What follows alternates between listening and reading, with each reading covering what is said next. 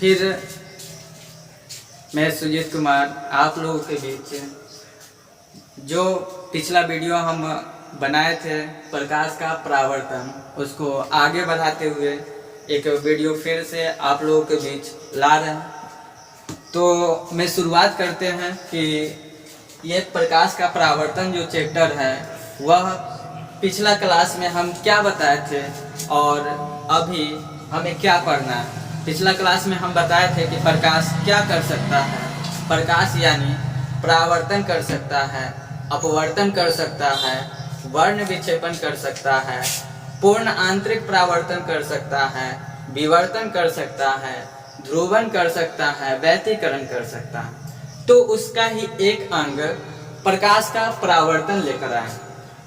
तो प्रकाश का परावर्तन समझने से पहले हम समझते हैं कि प्रकाश हमें मिलता कहाँ से है, उसका स्रोत कहाँ से है। तो सबसे पहले यह भी कोशिश करते हैं जानने का कि हमारा प्रकाश का सबसे बड़ा स्रोत और अच्छा स्रोत सूर्य है, जो कि हमें दिन में दिखाई देता है और उसके बिना हम देख भी नहीं पाएंगे किसी वस्तु को, और न हमारे जीवन का क्रियाशील शैली जो है वो नहीं हो पाएगा। अब ध्यान देते हैं कि प्रकाश का स्रोत कैसे बांटते हैं, प्रकाश स्रोत होता क्या है। तो प्रकाश स्रोत यानी सोर्स ऑफ लाइट, प्रकाश स्रोत यानी सोर्स ऑफ लाइट, यानी कह सकते हैं कि प्रकाश स्रोत जो होता है एक प्राकृतिक रूप में पाया जाता है और एक मानव निर्मित होता है।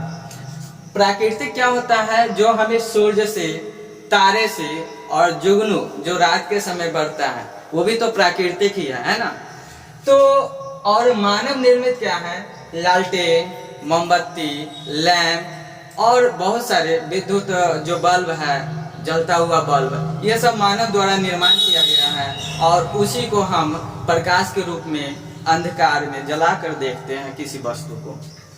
अब ध्यान देते हैं कि प्रकाश क्या है। तो प्रकाश वह कारक है जिसकी सहायता से हम वस्तुओं को देखते हैं।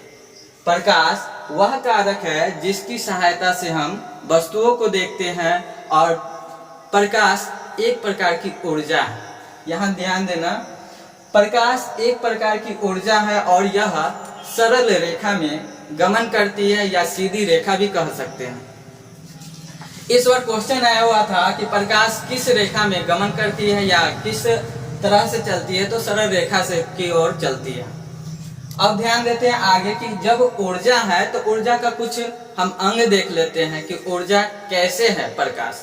तो ऊर्जा का रूपांतरण कैसे होता है, तो पहले ध्यान देते हैं लालटेन लैंप है, उसमें हम तेल डालते हैं तभी हमें प्रकाश मिलता है जलाते हैं।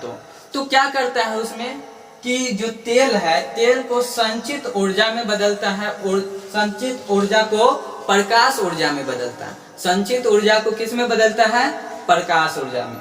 फिर है विद्युत बल्ब। विद्युत बल्ब, विद्युत बल्ब क्या करता है? विद्युत ऊर्जा को प्रकाश ऊर्जा में बदलता है। फिर है सौर प्लेट। सौर प्लेट क्या करता है? सूर्य की ऊर्जा को संग्रहित करता है और फिर उसको विद्युत ऊर्जा में बदलता है और विद्युत ऊर्जा के बाद फिर बॉल चाहे उससे बाढ़ सकते हैं तो प्रकाश ऊर्जा में पुनः उसको रूपांतरण कर देता है। और इसके बाद आगे चलते हैं। अब इसमें प्रकाश के आधार पे वस्तु को बांटते हैं। प्रकाश के आधार पे वस्तु क्या होता है? तो दो तरह से बांटते हैं, जैसे कि प्रदीप्त या दीप्तिमान और एक है अप्रदीप्त। प्रदीप्त या दीप्तिमान को लुमिनस कहते हैं इंग्लिश में और अप्रदीप्त को नॉन ल्यूमिनस कहते हैं। अब होता क्या है? प्रदीप्त और दीप्तिमान होता क्या है? तो वे वस्तुएं जो प्रकाश को उत्सर्जित करता है, वे वस्तुएं जो प्रकाश को उत्सर्जित करता है, यानी सूर्य, बिजली का जलता हुआ बल्ब या जलती हुई मोमबत्ती, यह अपना प्रकाश यानी उत्सर्जित करके किसी वस्तु से टकराती है और जिसके वजह से हम देख पाते हैं।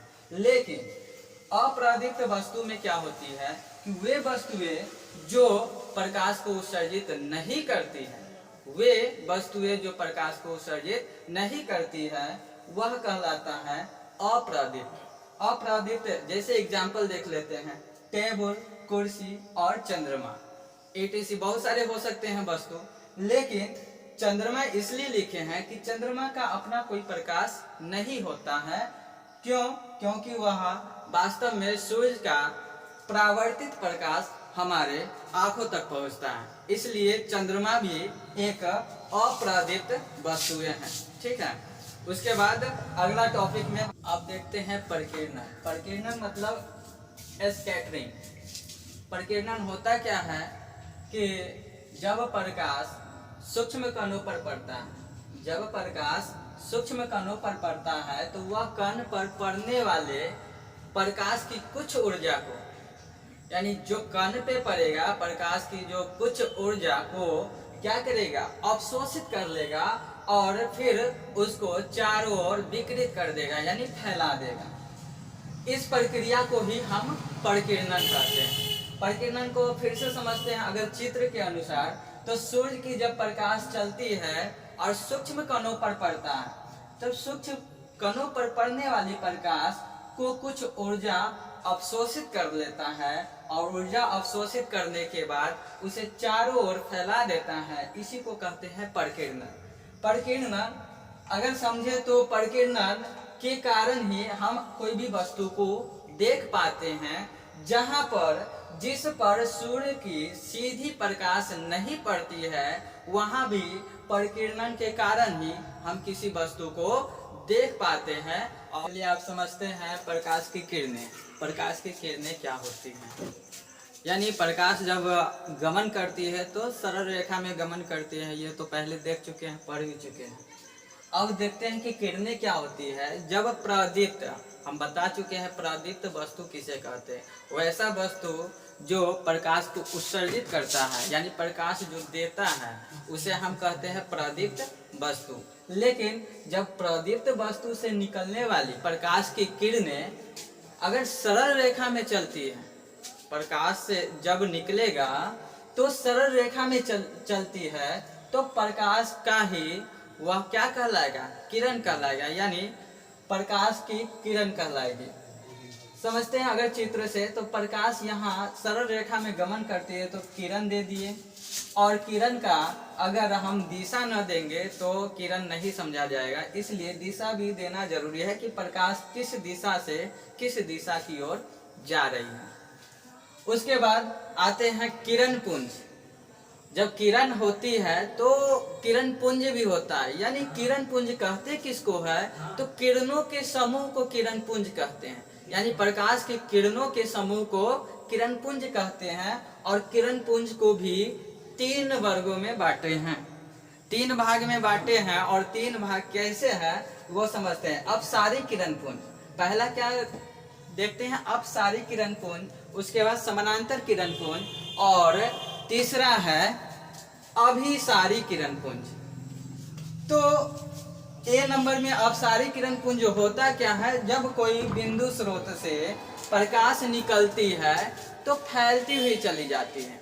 जब किसी बिंदु स्रोत से प्रकाश निकलती है तो फैलती हुई चली जाती है, उसको हम क्या कहते हैं, अपसारी किरण पुंज कहते हैं। अब चलते हैं समानांतर किरण पुंज। समानांतर किरण पुंज, जब प्रकाश चलती है तो अनंत से चलेगी तो वह एक दूसरे के समानांतर होता है। तो प्रकाश की जब किरण एक दूसरे के समानांतर होगा, यानी समान दूरी पर होगा, तो उसे समानांतर किरण पुंज कहेंगे। और तीसरा है अभिसारी किरण पुंज। जब प्रकाश एक बिंदु पे आके मिलेगी, जब प्रकाश के समूह यानी किरणों के समूह एक बिंदु पे आकर मिलेगी तो उसे हम अभिसारी किरण पुंज कहते हैं।